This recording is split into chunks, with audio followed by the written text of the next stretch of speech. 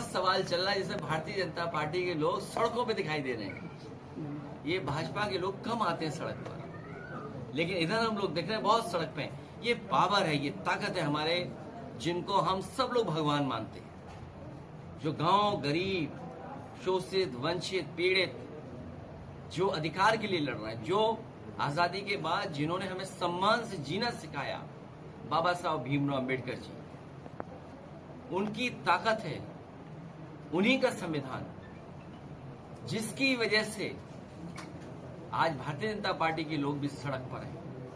मैं अपने कार्यकर्ता की तरफ से, क्योंकि वो कार्यकर्ता बहुत सामान्य कार्यकर्ता है, जिस कार्यकर्ता ने वो तस्वीर बनाई, शायद उसकी वो भावना नहीं रही होगी जिस भावना को लेकर के ये कूद रहे हैं भारतीय जनता पार्टी के लोग। ये वही लोग हैं जिन्होंने लोकसभा में उनके नेता ने, या उनकी जो विचारधारा है, आज क्या कह रही है उनकी विचारधारा कि हमारा खाना पीना शमशान फलाना ठिकाना सब एक हो।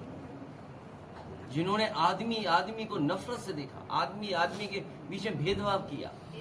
हम अपने कार्यकर्ता लालचंद गौतम, जो दुखी पीड़ित, और उसको भारतीय जनता पार्टी के लोगों ने पीटा, झूठे मुकदमे लगाए, केवल मामूली इसलिए कि उसने कुछ पोस्ट कर दिया।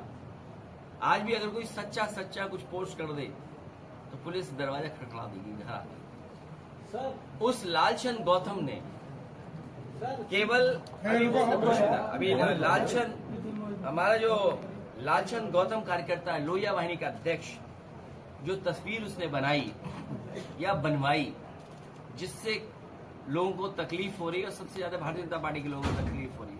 इन्हें तकलीफ इसलिए हो रही है कि अभी कुछ दिन पहले टायर फेंक रहे थे, टायर फेंक रहे थे, और किसकी जान लेना चाहते थे? रामजय सुमन जी की। वो नंगी तलवारें हमने आपने सबने देखी। वो नंगी तलवारें सड़कों पे क्यों निकली थी? वो इसलिए निकली थी कि रामजय सुमन जी का वो न जाने क्या संकल्प लेकर के निकले थे।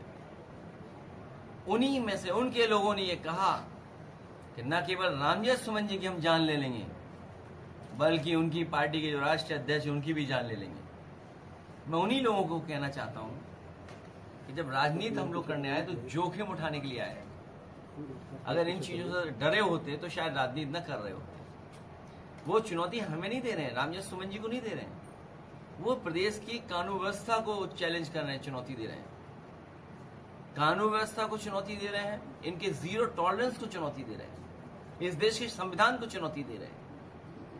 इसलिए हम अपने लालचंद गौतम, समाजवादी पार्टी के लोहिया वाहिनी के जिलाध्यक्ष, जो उससे गलती हुई या गलती उसने की, उसको हम समझाएंगे, उसको समझाएंगे, समझाएंगे कि भविष्य में किसी भी नेता के साथ या किसी भी महापुरुष के साथ इस तरह की तस्वीर किसी भी नेता की नहीं बनाए।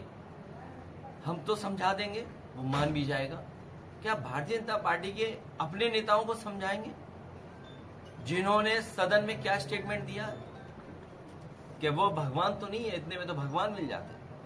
हम अपने कार्यकर्ता को तो समझा देंगे, लेकिन क्या बीजेपी के लोग अपने नेता को समझा पाएंगे? और फिर बीजेपी के लोग दूसरों के कांग्रेस जो है वो बीएसपी के साथ अलायंस करने का प्रयास कर रही है। उस अलायंस में समाजवादी पार्टी शामिल होगी? कोई सपना मत दिखाओ, और ये हम इस तरह की बात नहीं करते हैं। इंडिया गठबंधन नहीं, पीडीए की रणनीति और समाजवादी पार्टी आगे बढ़ेगी। लेकिन मध्य प्रदेश में तो आप, और जो विकास का नक्शा बनाया समाजवादी, वो जनता स्वीकार कर रही है। जनता के लाभ के लिए, जनता को और सुविधा देने के लिए और अच्छा काम करेंगे हम।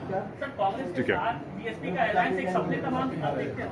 देखिए, मैं नहीं जानता हूं कि वो लोग क्या करेंगे, किसी राजनीतिक दल का क्या होगा।